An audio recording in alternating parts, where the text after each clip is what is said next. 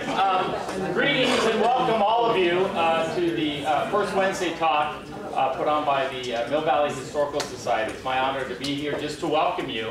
My name is Charlie Vogelheim. I'm from Mill Valley and therefore know all the words to the song. Later on. I'm really here just again as a former board member of the Mill Valley Historic Society, and again a lot of people to thank that do a lot of volunteer work. First of all, Natalie and our good friends at the Mill Valley Library. Let's give her a hand for having us.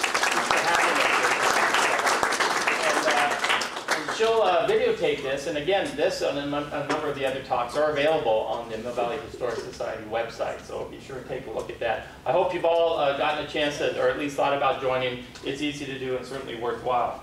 Talk about the wonderful volunteers we have. A special shout out. She wasn't able to attend tonight, but Stella Peroni puts together the program, the first Wednesday program. Has been working on that for a while, and again, that's why we have this.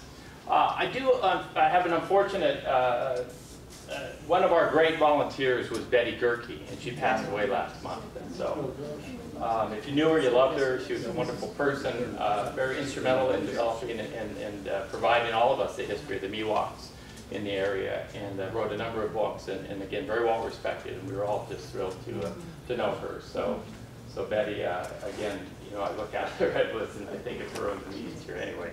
Could not mention it because she's a wonderful person. Anyway, let's go forward to tonight's talk. And you know, you've got a lot to talk about. I've got a whole page on you. Dave Gotz. Again, it's fascinating because just some of the things here, again, originally from Ann Arbor, Michigan, talked about a Michigan heritage, but he's been in California for 40 years, an interest in radio, TV, and film. He went to the University of Michigan in the late 70s, early 80s, worked as a DJ, even in pirate radio, became a music journalist, London, Los Angeles, eventually got smart, settled in California. Northern California, had a restoration shop in Sonoma, and then in '66, and from then on, he settled with his wife, Vicki, in Tiburon, where they started a family. Joined the Heritage and Arts Commission in 2001, produced a documentary about Tiburon history, preservation, and Richardson Bay. Finished film made up 8 parts entitled Turning the Tide. He's been the Town of Tiburon's historian since 2015, received a recently retired as the archivist for the Belvedere Tiburon Landmark Society after occupying that position since 2009. I just think that's a fascinating position to have, and obviously volunteer, and really thank you for doing work with that, because it's for that reason that you're going to share tonight. With Landmark Society and Tiburon Heritage, also been producing music at Old St. Hilary's, if anyone's gone to that over the past 10 years, with performances in that beautiful church with the wonderful acoustics there. So without further ado, Dave, it's over to you, and we're going to talk about the heritage, the maritime heritage of Tiburon Belvedere, which is a town, if you don't know, just across the highway here. You know, it's not as close as Larkspur, but it's not too bad. So anyway. And tied closely with. First, I have a short video about the railroad, which is not coastal, but it ties in with the whole industry of Tiburon. So we'll see if this just starts on its own. Maybe it will. Yeah, look at that. Let's go to full screen. Much of the way downtown Tiburon looks today is a direct result of the establishment of a railroad terminus here in the late 1880s. From the Shoreline Park and Main Street to the bike path that leads to town, the footprint of that original industrial enterprise remains. When John Reed was granted the 5,000 acres of the Rancho Corte Madera del Presidio in 1834 by the Mexican government, what is now the town of Tiburon was more water than land. Corinthian Island was indeed an island, and the whole of downtown was awash. 40 years later, the California gold rush had totally transformed the San Francisco Bay Area.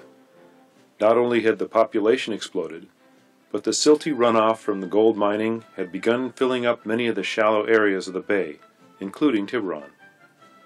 However, the Tiburon Peninsula was only sparsely inhabited. The only activities were the Reed and Lyford dairies, several brick kilns, a cod fishery, and an explosives factory. Everything changed when the railroad magnate Peter Donahue decided that Point Tiburon would be the perfect place for a ferry terminal to connect to his San Francisco and North Pacific Railroad lines. which ran up through Marin and Sonoma counties. In 1870, he had established a ferry connection to San Francisco for his Sonoma lines at a new town on the Petaluma River, named for himself. Although the town of Donahue grew into a bustling community with machine shops, warehouses, a hotel, and many residences, the long ferry ride was never very popular. When the competing North Pacific Coast Railroad started building a line to Sausalito, it was time for Peter Donahue to make the move south. In 1882, he created the San Francisco and San Rafael Railroad to connect his new terminal in the Marin capital to Point Tiburon. To make way for his new rail yard, Donahue had to turn the bluff point and adjacent marshes into a plateau. He did so in record time with a new machine called the steam shovel, and had crews working around the clock, creating the flat land that we now know. This photo from about 1883, a year into the work at Point Tiburon, shows what the Marin Journal reported in November of that year. This point has made a grand advance. The waterfront has a fine ferry slip, long wharf, tracks, a depot, machine shops, a store, boarding houses, etc., part of which have already been built, and all of which will be by spring. To bring a rail line from San Rafael to Tiburon, Donahue would spend nearly $700,000, because the line needed 3 tunnels, extensive low trestles over marshes, and a dramatic high trestle at Trestle Glen. The railroad first went through the 1,000-foot Cal Park Tunnel, coming out at what is now Larkspur Landing, where it crossed the Madera Creek via a 90-foot drawbridge. The track then crossed over marshland on a low trestle before reaching solid ground near today's village at Madera Shopping Center. A second tunnel of 1,900 feet went through the base of Ring Mountain, parallel to what is now Highway 101.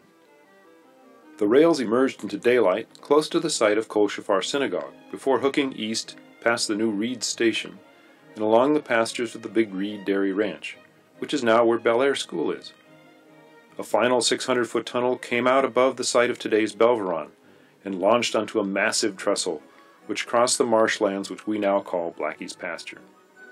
The last 2.5 miles were an easy run along the picturesque Richardson's Bay, nearly all of which was made into the multi-use path in 1970. The final section was carried on a low trestle over the edge of Tiburon Lagoon. The last vestige of this lagoon is the small marsh and pond behind Town Hall. It didn't take long for Tiburon to prosper and grow. By the early 1890s, as this fine panorama shows, the train yards and Main Street are well established, with many of the buildings seen here actually barged down from the abandoned town of Donahue, including the large Sonoma House Hotel on the corner of Main Street, and the 4 matching 12-room boarding houses along the lagoon. For the next 60 years, the railroad defined the character of Tiburon, a bustling, hard-working community built on one of America's greatest industries. Okay, there's that. Now, we need to go to this.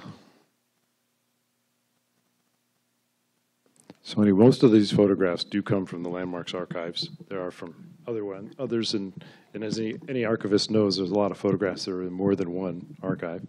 But since we've concentrated on Tiburon and all that, it has a really extensive collection. So let's go forward. Nope, now my thing's not working. Okay. Let's see if I can get it to work.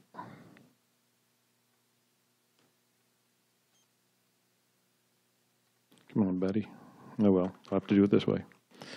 Anyway, so the significance of the railroad coming to Tiburon cannot be understated. It totally changed the landscape of the peninsula forever. And in one of these earliest photos in 1885, along with the railroad on the ground came ferries on the water. Making water connection to San Francisco opened the peninsula to residential development for the first time. Launched in 1889, the San Francisco North Pacific Ukiah was the only large ferry built in Tiburon. At 291 feet, she was, at the time, the second longest ship on the West Coast. She carried up to 1,200 passengers and 12 rail cars on the lower deck. Tiburon Harbor in the early 1890s, the double-ended Ukiah at her home port blinking. Okay. Their home port, the spot where she was launched, that's obviously over here.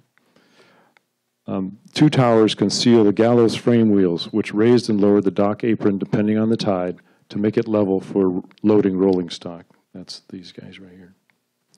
So as the tide raised and the tide went up and down, they could float the dock up and down so that it'd be a flat launch onto there. And those were used all the way until 1968, the last train that left Tiburon, they were still there.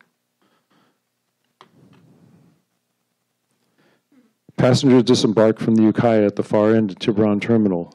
Depot building is on the left, and large crowd is probably headed to the drawbridge between Tiburon and Belvedere for opening day celebrations. And this is the depot building right there. Still there today.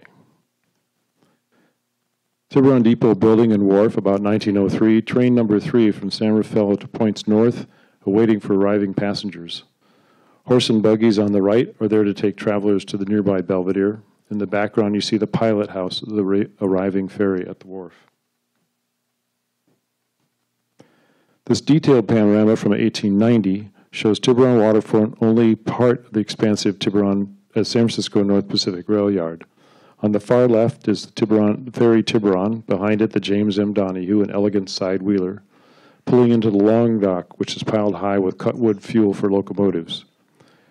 Center right beyond the yard is the town of Tiburon, with a short main street running down the middle, curving where it meets what is then known as Valentine's Island. This island was later named for the Corinthian Yacht Club, whose clubhouse sits at the end. In the distance is Belvedere Island and beyond the Marin Headlands. So you can see this is the original Corinthian Yacht Club building here. And that was built in, we'll see later. We'll get to that. Main Street buildings were destroyed in a windswept fire, many Main Street buildings in windswept fire in 1906. Looking down from the opposite direction, post-fire Main Street has been rebuilt. The large white McDonough building on the water side, which is now the site of Waypoint Pizza, is the oldest structure on Main Street.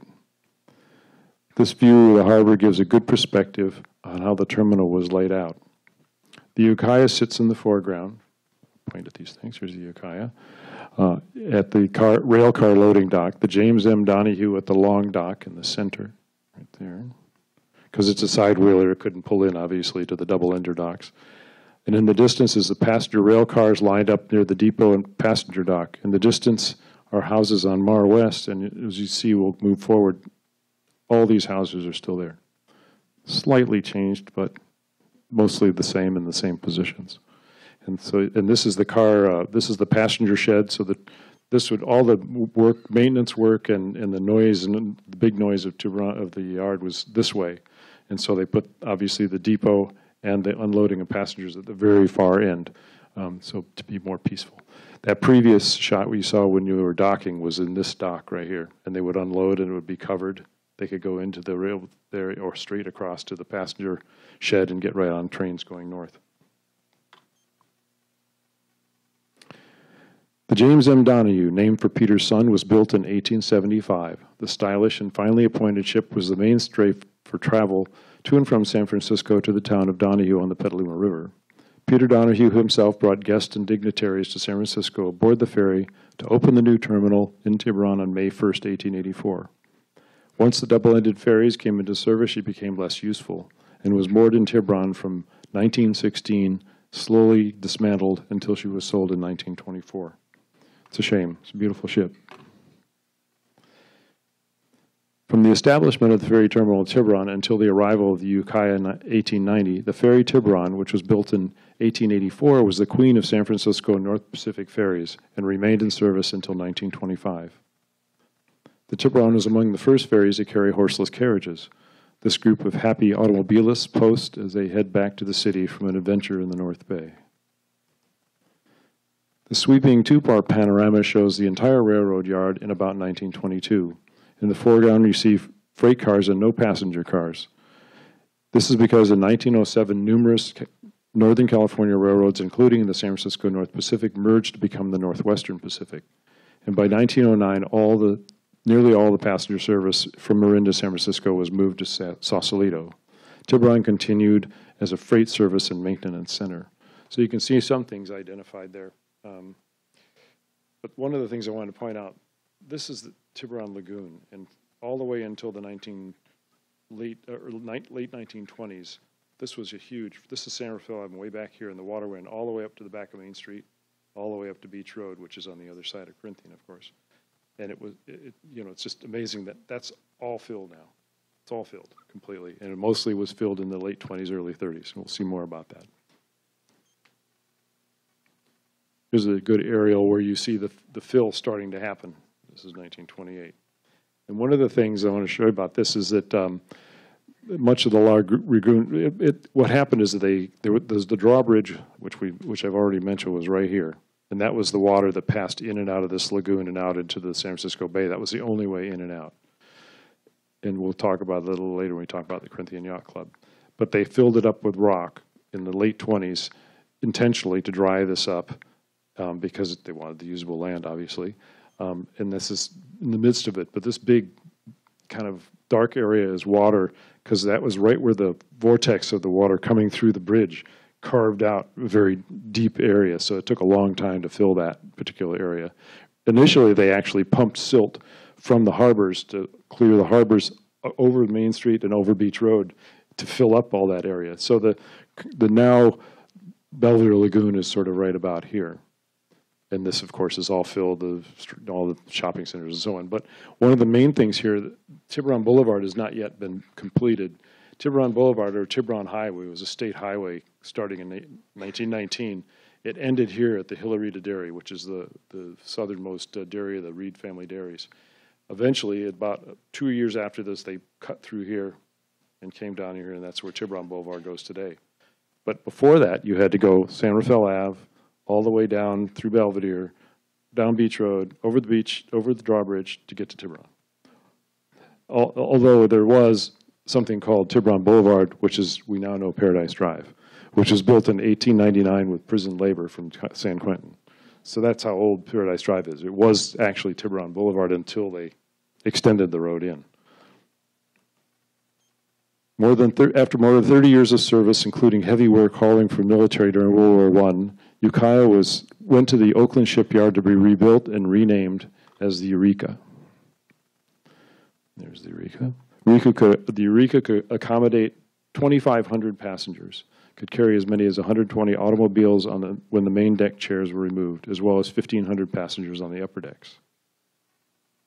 The power for the Eureka was a 3-story tall walking beam engine, seen here during the rebuild in Oakland.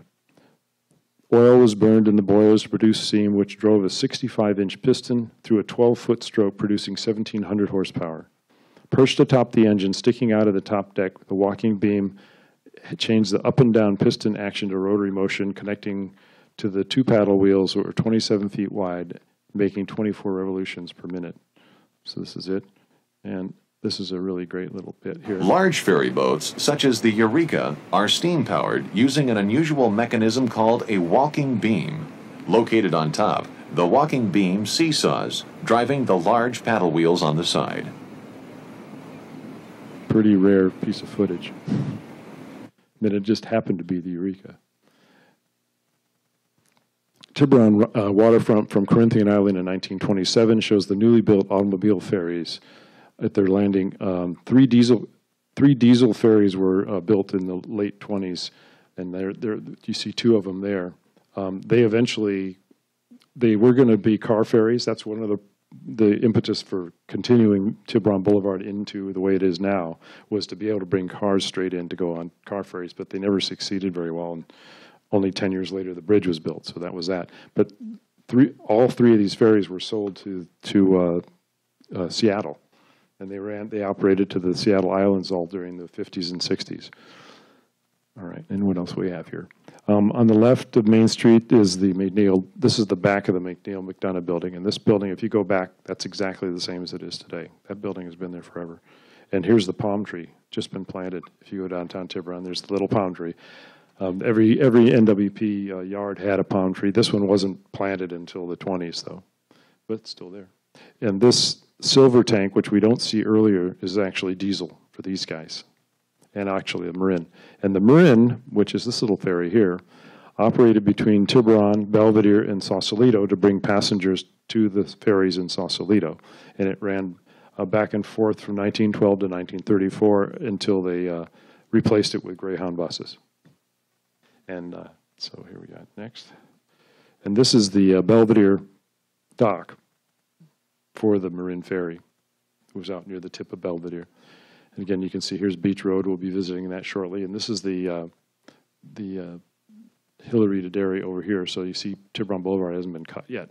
We'll see later that whole hillside is cut away. It's called Red Hill, if anybody's familiar with Tiburon.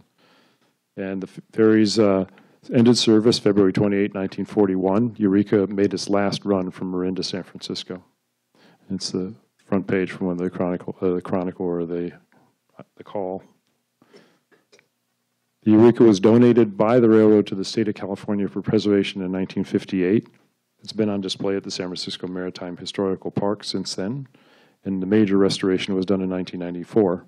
It's the only walking beam engine preserved in a floating vessel in the United States. Worth a visit if you haven't been there already. Maintenance and freight service continued into the 1960s. Freight was loaded onto barges instead of ferries, and they're the gallows wheels, only in the later years they weren't covered with pretty towers like they were in the earlier vintage. You'll notice that there are 3 flat cars between the engine and the cars being loaded. This is to keep the weight of the engine off the movable platform of the gallows wheels. And these wheels, we'll find out later. The last workshop closed in 1963, and on September 25th, 1967, sorry, it was 67, the final freight train left Tiburon. So it's a good idea what the yard looks like. And we were, before we started, we were talking about the Pandemonium. That's this building here, where that was some of you may remember, they sold nautical antiques and things like that. That was one of the last buildings destroyed. And that's the 3-car repair station. There's obviously the palm tree. This platform is eventually now what was the Windjammer restaurant, if anybody's been around long enough. That was built on this platform here. And this is the building, the McDonough-McNeil building I was talking about right there, with the oldest building on Main Street, with the compass rose up on the top. Ferry service restarted to from Tiburon to San Francisco in 1962. Ferry service today provided by Golden Gate Transit. So there's a great comparison of 110 years. Not a lot of difference. Just different looking boats, but the depot's still where it was. Main Street's still basically the same. There's the McDonough building. There it is there. Right straight through town. All right, let's move on to something else. Oh, this one, first this. All right, there's the train depot we saw already. And here's what it looks like today. And the Tiburon Railroad and Ferry Depot Museum is open Wednesday and weekends, April through October, sunny Sundays in this winter.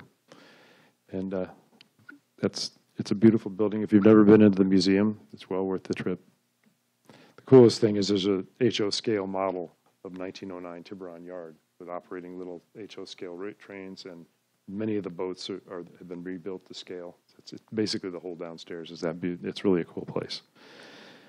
Okay, so next thing, one of the older businesses, salvaging and breaking up of obsolete wooden ships was a common practice around the San Francisco Bay from the 1850s to the 20th century. Along the shores of the Tiburon Peninsula, there were many ships broken up from about 1880 until the 1900s. Initially, the work was done in Belvedere Cove and Tiburon Harbor. The process was to remove useful parts, even large structures such as cabins.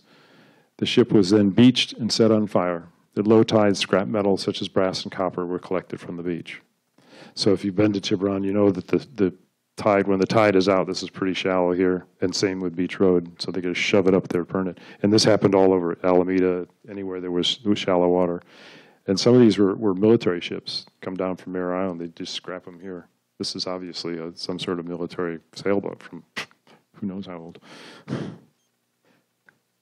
The huge Pacific Mail steamship China was dismantled in Tiburon Harbor. This is a rare image from 1886 where the social saloon had been removed and taken to Beach Road in Belvedere and placed on pilings. It remains there today, known as the China Cabin. By this time, the railroad ferries were busy operating out of the city harbor, and so shipbreaking operations moved to California City Point on the east side of Tiburon. The China was moved there for its final destruction. Here's a view of California City Point, or Ring Point. The area shows the river ferry, SS Capitol being dismantled. This is Ring Mountain, right here, and this is Ring Point. Better known today as where Paradise Cay is. That was leveled and turned into Paradise Cay. But that's where the China was wrecked, and a lot of other ships right on this shore. So this is Tiburon Boulevard, later Paradise Drive, already there. That's shipwrecking. Next we have cod fisheries. By the 1880s, fleets of small schooners based in San Francisco journeyed to the North Pacific and fished for cod off Alaska and the Asiatic coast. The fish was dressed and salted on board, brought back to the bay for cleaning, drying, and packing for market. The earliest codfish processing was done along the shore of Stillwater Cove, which is now Beach Road in Belvedere. The caption of this sketch from September 1846 by Captain Edwin Moody describes the two vessels in the cove and the far lagoon as returning with codfish from the Asiatic coast.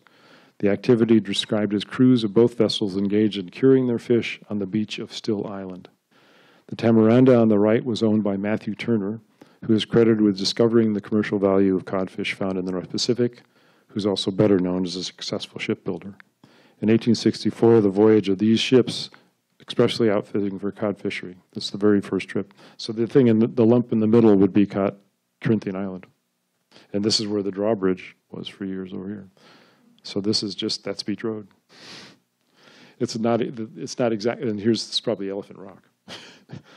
And this would be Angel Island. An amazing sketch. This is the earliest photograph of Beach Road from about 1887. On the right is a large cod fishing processing plant.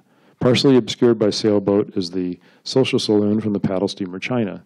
As we just saw, the beautiful relic of the Trans-Pacific ship was cut off the deck and put on pilings in 1886. The ship was being dismantled in Tiburon Harbor. Renamed the China Cabin, it was carefully restored by the Landmark Society in the 1980s. A rare sample of Victorian-era shipbuilding, open to visitors on weekends, April through October. I was just there on Sunday. It's a very cool place if you ever visit. It's one of the most amazing pieces of saved architecture. Oops, sorry. Looking down on Beach Road from Valentine's Island in 1896, the buildings include William F. Stone's shipbuilding shop, large cod fishery processing plant, and workers' bunkhouses owned by Nicholas Bichard. Next to that, a very odd structure composed of the bow of a former cod fishing ship, the Tropic Bird, with a two-story residence attached to the shore. You can probably see that pretty clearly right there. There are a few other dwellings next to it, including the China cabins in here, stuffed among these other buildings. Bichard was also the ship salvaging business, and these structures belonged to him. In the distance is the thin causeway of County Road, now San Rafael Ave, separated by the marshy lagoon from Richardson Bay. So again, this is part of that great big lagoon that went all the way back to Main Street. This marvelously detailed view from 1907 glass plate negative straight down Beach Road from Belvedere Island. On the right is the Belvedere Hotel, this great big thing here. The far cottages, which are still there. Several dwellings, the Tropic Bird, the cod fishery, the small causeway, and the drawbridge. Now you get a good view of the drawbridge, is a little tiny thing here. And for a while, it was a very narrow opening. The earliest version, which I don't have in this slideshow, this was all open with just wood trestle and then a drawbridge, and the water flowed. When they put this one in, the water got so fierce coming in and out with a 7-foot tide that they called it Hell's Gate. And that's what carved out what we saw before was the water on this side. So it's a good view of seeing what's going on in here. You'll see Old St. Hilary's up here. This is Mar West. This is the first Tiburon Elementary School built in 1901. This is the paint shop for the railroad. This is the oil tank. The railroad engines ran oil. The ships ran oil and the engines ran wood until the engines then were oil. They were all converted in about this time. And these are 2 water tanks. So this little part of the land was owned by NWP. So some of these houses are still there too, including that one up there. And then on the other side of the street is the lagoon side is the land company building right here, which is still there, of course, connected by a long walkway over the marsh to the barn where they kept horses and buggies. And there's, if you see it close enough, there's a horse and buggy right there to pick up people at the railroad depot. And then this barn was a gas station in the 1930s. It wasn't torn down until the 60s, and the location became Barn Road, logically. The rest of the road contained some businesses. There were businesses on Beach Road at one time. There was actually a little road between here. There was quite a number of businesses right there. Let's see, what else we have? Oh, we talked about all that stuff. We talked about St. Hilary's, so we're going on. Looking down to Belvedere, at the same time as the last photo, you see the peaceful Belvedere Cove with a few floating summer homes called arks. The arks, as well as some of the sailboats, were towed through the open drawbridge in late summer to spend the winter in the more sheltered Tiburon Lagoon. Some were even put up onto platforms over here. You can see them. These are some arks over here and right next to the railroad tracks. In the spring, they would be towed back out, which became known as opening day on the bay. At least that's how we like to call it. That was when it was invented, because they opened the bridge and they came out. In the distance, you can see Hillary to Derry. This is where Reed School is today, and the Tiburon Peninsula Club. And this is Red Hill, which is eventually cut away to get the road to come into Tiburon. And Reed School was built in 1953. Final look at Beach Road, 1924. The cod fishery building has been removed, and the hulks and shacks along the shore are gone too. The elegant white Pacific motorboat clubhouse building was built in 1912, and the China cabin has this peaked roof on it, which luckily saved the roof of the China cabin for many, many years. We'll get back to some of this stuff when we talk about the yacht clubs. Okay, now we're still doing cod fishery, but I have to do the cod fisheries, and then each place goes through development. Cod fisheries started, and then other things happened there, and you'll see that really dramatically on Paradise Drive. In 1867, Thomas McCollum financed and outfitted his schooners for cod fishing trip to the North Pacific. Vessels brought back thousands of tons of fish. He was considered the first to permanently engage in codfish business on the West Coast. In 1876, McCollum set up a curing station to salt and dry fish on the west shore, would eventually be named Belvedere, an enterprise that flourished until 1937. He paid $200 for about 6 acres of tidelands, choosing a spot because it had deep water close to shore and lots of sun. It was known as Pescata Landing and later Union City. Seen here from a ship on Richardson Bay, this is a rare photo that shows Belvedere with very few trees. The Belvedere Land Company planted some 15,000 trees in the 1890s. By the early 1900s, the West Shore operation expanded with salt barn and improved bunkhouses on the left and processing building on the right. By this time, the hillside is fully forested. McCollum, along with Lind and Ho, cod fishery on the east side of Tiburon Peninsula, formed a sales agency called Union Fish Company. In 1904, the two firms merged under that name. During the 1930s, the companies expanded from simply drying fish, codfish, to packaging fish and canning salmon. Union Fish Company is still in business today, based in Marin. Fire destroyed a large part of the plant in 1937, which ended the codfish business in Belvedere. 2 years later, the Union Fish Company sold the site to the Belvedere Land Company, which rented out the buildings that had escaped fire for housing.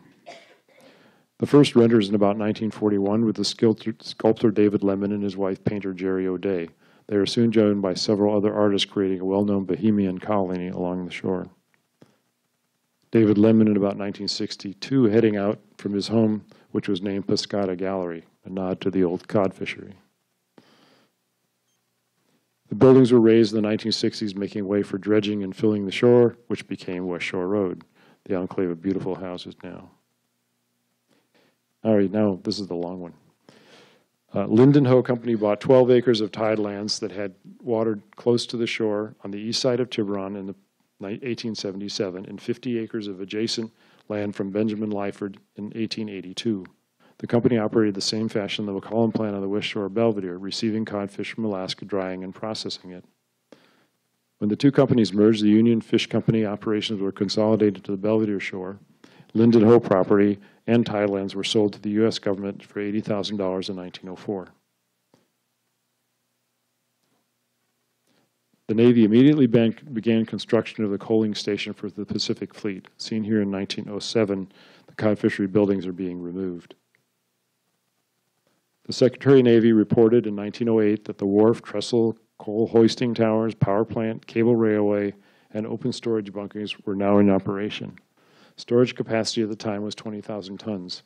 There were other stations located in Mexico, the Puget Sound, Alaska, and Hawaii. So this picture is from 1908. This is pretty neat, though. It'll explain a little. It's very difficult to define. Here's a ship bringing coal there, and if you want to locate, there's the lovely red rock. It's in lots of these pictures. And this little thing has these big cranes going up and down that lift up the coal, either to put it in here. They put it in the water because coal is flammable if it sits out, so they put it in the water. At noon, May 6, 1908, a great parade of U.S. naval ships of war steamed through the Golden Gate into the San Francisco Bay. There were 42 vessels, including the 16 white-hulled battleships of Teddy Roosevelt's Great White Fleet. San Francisco was the halfway point in the fleet's historic goodwill cruise around the world. It was estimated that 1 million people watched from the hills, wharves, and boats as the fleet came in. The coaling station on Tiburon's east side, completed just in time, was the destination for many of the vessels arriving in San Francisco. The big Navy ships consumed coal by the thousands of tons, so the Great White Fleet was a dramatic start to the coaling station in Tiburon. The vessels would coal there for more than 20 years. So that is the Great White Fleet right off Tiburon when they came and they coaled up in this place. They would probably, a lot of them were so big they couldn't come in here, and they had to take little barges out to coal them out there. So this would be the East Bay Hills over there. Since steaming coal suitable for Navy ships could not be found on the West Coast, it was shipped on colliers all the way around from the East Coast and unloaded in the station. Gigantic coal hoisting towers scooped up the coal from the storage areas and placed it in small cable rail cars, which scurried around the raised track, dumping their loads into the ships or onto barges. Workers and their families living at the depot drove the 2.5 miles to Tiburon via Tiburon Boulevard, now Paradise Drive, to town to buy their groceries or pick up their mail on Main Street, as well as attend local schools and churches. The active days of the coaling station lasted until 1930, when oil completely replaced coal. So you can see here there's a four family residence here. These buildings, actually, the blacksmith shop goes back to the cod fishery. These were later buildings, and this water tower was built for the coaling station.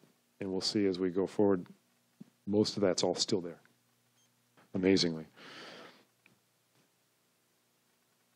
In March 1931, the former Navy coaling station became the home of the California Nautical School, which was created by the state legislature 2 years early to train officers for the Merchant Marine. The coaling site, loaned by the Navy to the state, had many existing facilities for a new school, docks and shops and buildings and classrooms, etc. Most of the coal had been shipped away, some remained. Cadets found themselves shoveling coal and sweeping coal dust on the parade ground beneath the giant gantry for punishment of infractions. In October 1939, the school became the California Maritime Academy. In 1940, the Navy requested the Academy vacate the premises. The Academy eventually found a permanent home in 1943 on Morro Cove in Vallejo. It's still there today. So you can see this is one of the gantries, and you'll see it's still there, even today. In 1933, John A. Roebling and Sons bought 6 acres of land and 3 of tidelands north of the coaling station at Point Chauncey. Roebling Bridge Division had the contract to furnish and erect suspender cables for the Golden Gate Bridge. The wire was shipped from the East Coast, wound and reeled, and then barged to the bridge to be installed. In 1942, the property was purchased by the Navy. The most well-known occupant of the former fishery site, cod fishery site on Paradise Drive, is the Tiburon Naval Net Depot. From 1940 to 1945, over 100,000 tons of anti-submarine netting designed to defend the West Coast harbors against attack was produced at this location. At the base, both enlisted men and civilians created nets and their suspension buoys and deployed them and maintained the nets. The net depot was commissioned on August 1940 with just 2 officers and a handful of civilian riggers.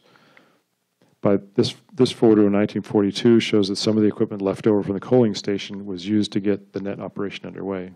So you can still see they're using there's gantry. We'll see later. Still there. These are new barracks for the net depot. This is the what is it called? The Delta Queen, and it's now a restaurant, so on, up in Sacramento. But it was used by the Navy, painted black during the war. And again, this is the blacksmith shop that goes back to the cod fishery, or no, the coaling station. And more of these buildings, all these things, a lot of them are still here. And this is Paradise Drive. I guess they had to park up there and walk down. Hundreds of men were trained in the first 6 months of operation. Nearly 85% of the net was in place by December 7th, 1941. Notice had been given 2 days prior that all ship traffic had to use designated route to enter and leave the bay via swinging gates.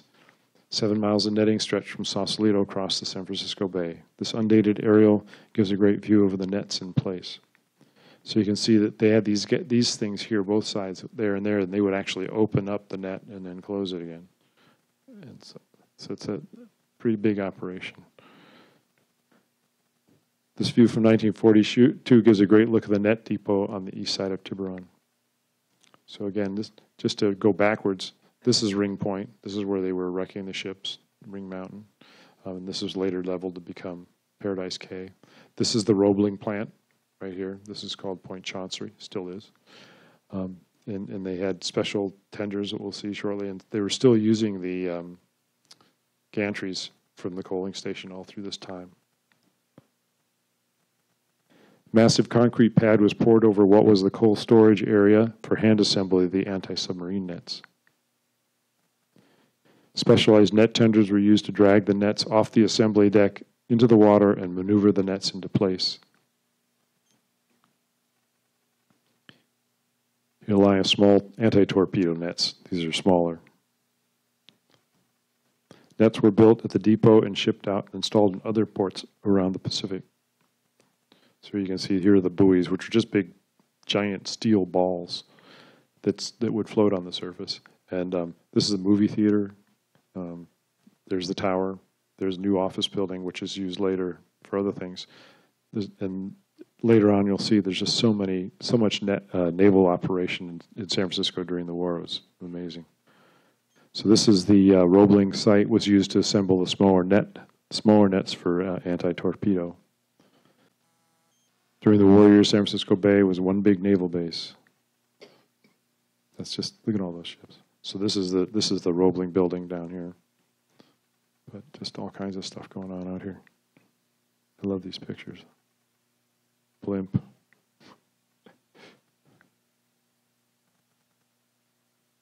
From 1945 and in 1958, the net depot was used to retrieve and store the nets. For a while, continued to train men from numerous allied nations to assemble and operate nets. From 1961 to 1978, the property supported a number of marine-oriented federal research facilities, including fisheries, marine minerals research, and eventually becoming one of the earliest national oceanic and atmospheric administration sites. In 1978, the federal government gave San Francisco State University the majority of the property, 35 acres, to be used to study the natural forces at work in San Francisco Bay and surrounding wetland environment. The property was named the Romberg Tiburon Center for Environmental Studies in honor of the president, Paul F. Romberg, university president. Students and visiting scientists studied the bay and facility ever since. The facility was given a new name in 2018, the Estuary and Ocean Science Center. And I took these pictures a year ago. So as you can see, part of the gantry left from the coaling station. These are old barracks. They're decrepit. Nobody can even go in them. It's a pretty amazing, I mean, you just walk down there. It's an amazing site. If it hadn't been military, it would be, residences or something down there by now. It's really quite a place. Here it is, a recent aerial view of it. And this is kind of fun. This is a sub-net ball at Redwood High School. Marin County historian Richard Torney, which some of you probably know, cut the hole in the bottom of this in metal shop and put it on a post in the 1960s. And it gets painted and repainted, but that's one of the net balls from. Okay, what do we got next? We got this, and we got the San Francisco Yacht Club. San Francisco Yacht Club, founded in 1869, was the first to be established on the West Coast and among the earliest in the country. The original anchorage, the clubhouse, was located near San Francisco's Mission Bay, but inadequate depth of water and increasing industrial growth in the area resulted in a move to Sausalito. The new clubhouse was built on the waterfront of Sausalito in 1877. On March 21st, 1897, the clubhouse, along with a priceless collection of models, paintings, photographs, and club records, was destroyed by fire. The club immediately built a new clubhouse in the same site, and that building remains intact along Bridgeway and is today the Trident Restaurant. Being near the ferry landing was convenient for commute to the city. However, the large ferries came into service. The wake caused trouble for the small boats at the yacht harbor. This precipitated another move. Very pictured here is the Cazadero, and in the foreground is a revenue marine cutter, which might have been what the Potomac was. We were talking about the Potomac earlier. That's I was just looking stuff up and happened to see a picture of something that looked like this. I didn't know what it was, and it was called a revenue marine cutter, run by the Coast Guard. And this is pictures of 1916, so it was Prohibition time. So this is the yacht club here, and so they had their little boats, and these big ferries would come in and out and toss them all around, so they wanted to move. There's the Marin. Basically, it docked the same way in Sausalito as it docked in Tiburon to the one side of the larger ferry. Over here, you see the cod fishery on West Shore. It's probably a codfish ship docked. And way over here is the Little Reed Dairy, which is now Del Mar School. All the dairies became schools. Bel Air School is where the Big Reed was. Del Mar is where the Little Reed was, and Hillarita is Reed School, because they were flat, had water, and they came available to be purchased in the 50s when all the schools were built. Everywhere in the country, even where I grew up, Ann Arbor. I went back there and said, oh, 1950s. They're all built in the 50s. Wonder why. Well, that's baby boomers, right? In 1926, the club found a property on Beach Road in Belvedere, and where the once grand Belvedere Hotel stood. We looked at this before from above. Quite a magnificent building. Unfortunately, by this time, it was starting to fail.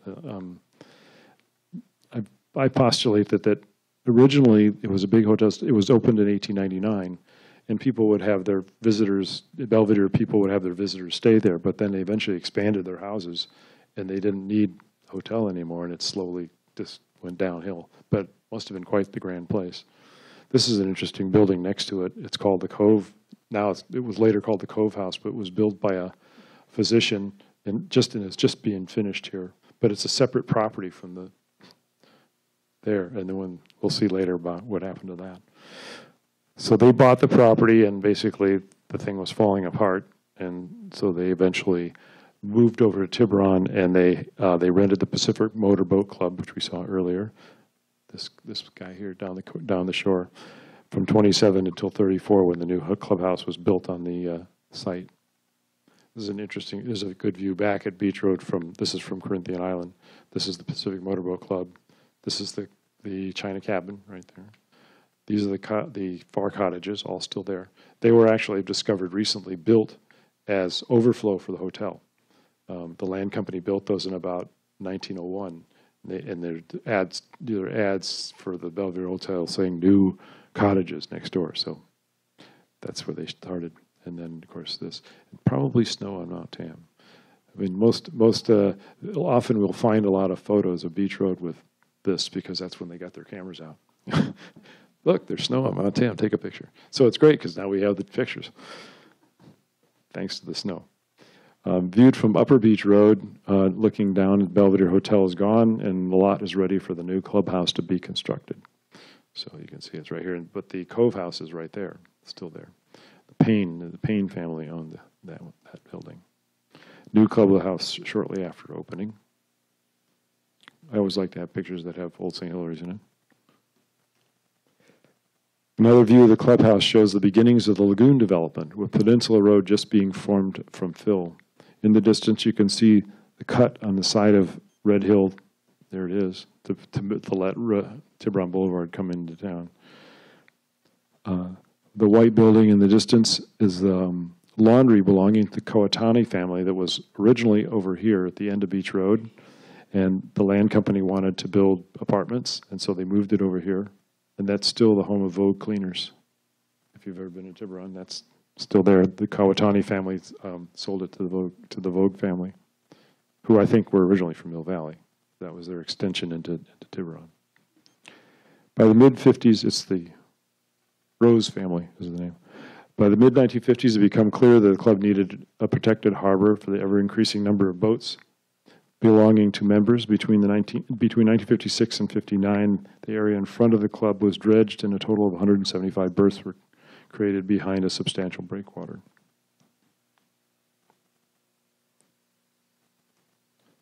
This is more or less what it looks like today. The club was remodeled in 2007, and in 2019, the old Cove House next door was raised and replaced with a new event hall. Now we go to the Corinthian life. I love the Corinthian life. Oops, sorry. I need some introduction first. March 16th, 1886, a meeting was held in San Francisco of the small boat yachtsmen with the intention of forming a new club. By April, the club had 25 charter members who sailed boats less than 45 feet in length. Point Tiburon was chosen as a place to build a clubhouse, and Corinthian became the name of the new club. The club leased a 1-acre tip of Valentine Island for the clubhouse. The small wood building was built mostly by club members in the fall of 1886 and painted red. 20 years later, the island was developed and named for the yacht club. Within a couple of years, membership had grown enough that the clubhouse needed to be enlarged. In 1889, the main house was extended to the west, and a basement area boat storage was added, as well as a veranda. It's interesting. This one has great big letters, CYC, on it. It's the only picture we've found that has that. It was only there for a short time. Then in 1890, members leveled the large rock. Let me show you that again. They leveled this, which in the older pictures you see Valentine's Island, Corinthian Island, you see it sticking way out there. It was in the background when you look at the pictures of the shipwrecking a long time ago. The members leveled the rock under the clubhouse to extend the basement, sleeping room, and lockers. Early club members gathered the clubhouse step with their mascot, Dickie the raccoon, in 1890. It's a real raccoon. Yeah. It's not stuff. But it shows you, they're distinctive is that these guys were owner sailors as opposed to like the other big yacht clubs where they would have somebody fix their boats for them. These guys took care of their own boats, but they ranged from gentlemen to workmen, and they all sailed together. It's a good outfit. The Corinthians celebrated opening of the drawbridge that connected Belvedere to Tiburon, allowing boats and other vessels to come in and out of the sheltered lagoon into Belvedere Cove in the summer. The large group was getting off the ferry at the start of the show, probably coming for that celebration, and here they are parading down Main Street. So early on in the movie that I showed, this is the deck of the great big Sonoma House Hotel, which was brought down from Donohue's Landing. They decided to put it slightly crooked. or they put it down and the rest of Tiburon Street was crooked. And this is actually the McDonough-McNeil building, which is the oldest one on Main Street. Is right here, but this is the earlier version that actually the fire of '06 burned it down. For a long time we thought it survived that fire, but on closer viewing, this has a double peaked roof and the new one is a single peaked roof. But it's exactly the same footprint, built the same place in '07. So this one is actually the earlier version, still owned by the same people, McDonough family, who still run the Angel Island Ferry, by the way. And then here they're gathering at the bridge for the original opening day on the bay. So this is the older wooden one, which allowed all water to pass underneath. That one that from 1910, they just had the bridge here, and this was all rocked in, so that made the water rush in them much stronger. So this is the early version. Don't know exactly who or when it was built. It was probably the land company built it. It was to get to the ferry, obviously. Corinthian Island Company, successor to the owner Thomas Valentine. That's why it was called Valentine's Island. He owned the island. He was also the major partner of the Belvedere Land Company. Sold the 1 acre tip of the island to the yacht club in 1908 for $4,000. Just 2 years later, club members voted an assessment to build a new clubhouse. The beautiful new 2-story building with large protected porches was added on top of the basement, now called Pneumonia Alley. So this is part of the original building, still there too.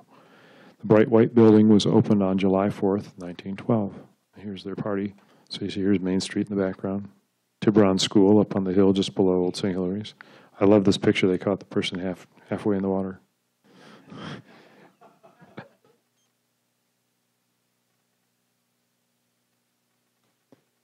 As Tiburon waterfront became more crowded, the moored boats, discussion began to creating an enclosed harbor with more berths.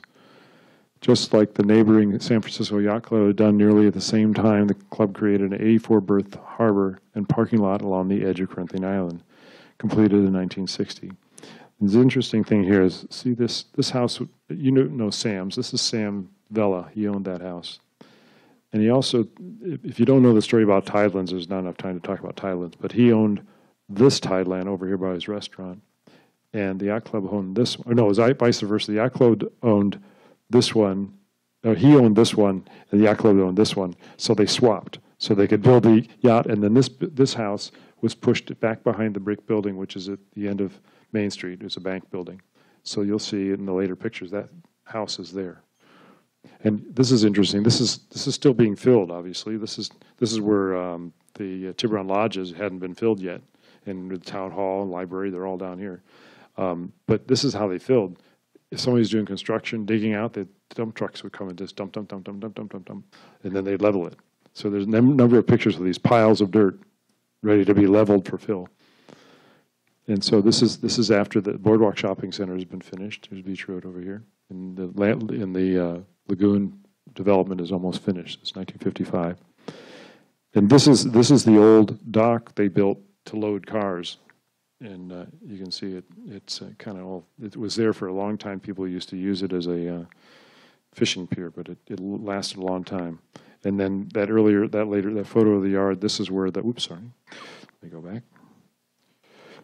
This is where the windjammer platform was built right there. Next, the club completed the major remodel in 1963, and there you can see the house been moved back to make way for the parking lot. And this is Tiburon Tommy's. Some of you probably remember that. And the dock, and Sam's, and this is the McDonough-McNeil building, the oldest building on Main Street. And now a lot more things have been built by 1970. But this is still not built on yet down here. And so you remember this was a Safeway, now CVS. And they began the annual Blessing of Pleasure Craft dedicated on opening day. And by the 1980s, 4,000 yachts participated, along with sometimes the occasional big boat.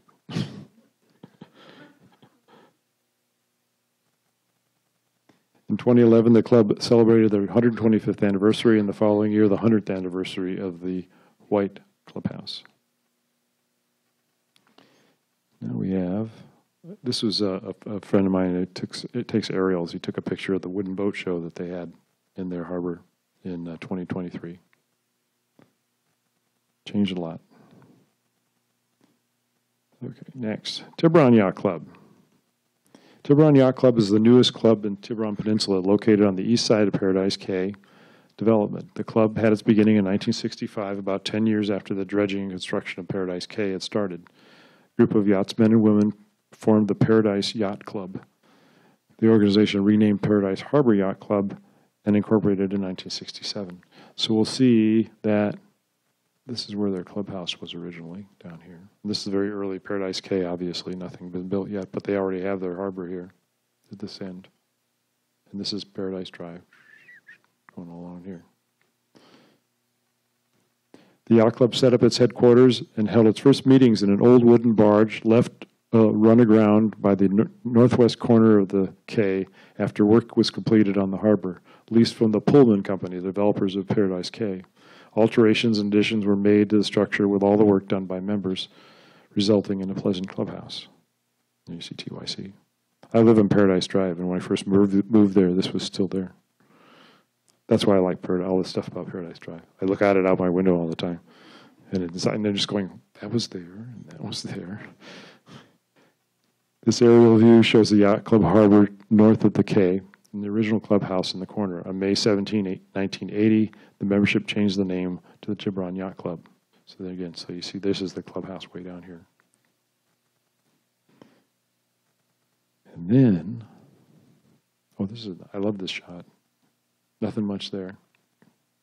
Red Rock's always there. Somebody bought Red Rock recently. I don't know why. It's in 3 counties. It's got no water. It's whatever. I own an island in the San Francisco Bay.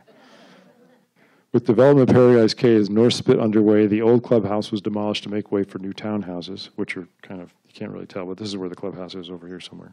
But all this was built in recent years. Construction of new clubhouse began, and the harbor breakwater was completed in November 2001. So this is the new clubhouse down here. Very nice. And this is a really nice walk out here to this breakwater. And here's a drone view of Paradise Cay by Scott Hess. Drones are great. They can really do some beautiful views. Go out on a nice day, but it shows everything all the way down Belvedere, Strawberry. This is where the net depot is, just down there. Beautiful place. All right, so let's have here's an aerial view, show kind of where we went. See, we started here. This is 1960, so the loading dock for the barge is still there. Railroad yard is still in operation. Then we went into the cod fishery, cod fishery started here, and then we had the West Shore ones, and then we're over here. This is where the cod fisheries coaling station, net depot, now environmental sense station. Here's Paradise Cay just underway being built. And it's really great to look at this thing. And some people thought that Tiburon was named because this looks like a shark, but who would have seen it when they called it Punta de Tiburon? Who saw it from this angle? Because it's all the leopard sharks and shark's teeth that the Spanish found on the shores and stuff. That's why it's Punta de Tiburon. And Belvedere was named a beautiful view in Italian, so that was named by the land company, which the land company owned all this and Corinthian originally, and they were formed in 1890. The city wasn't formed until 1896, so basically it was just a government for the land company. And this is really neat. It shows how, this is the rail yard. This followed the outline of what was all the water. They just took it around the edge. So this was all tideland. This was all water right here. So this all became tideland, and most of it was bought by a man named Fred Zielinski. And he donated the land for the town hall, the library, and the fire station, which are all in that little armpit there, because he bought the tidelands. The railroad didn't own it. So the tidelands are quite another story altogether, because I did a film, of course, Turning the Tide was all about these tidelands over here, which they were going to fill in and put in 2,000 houses. That didn't happen. Anyway, that's my story, and I'm sticking to it.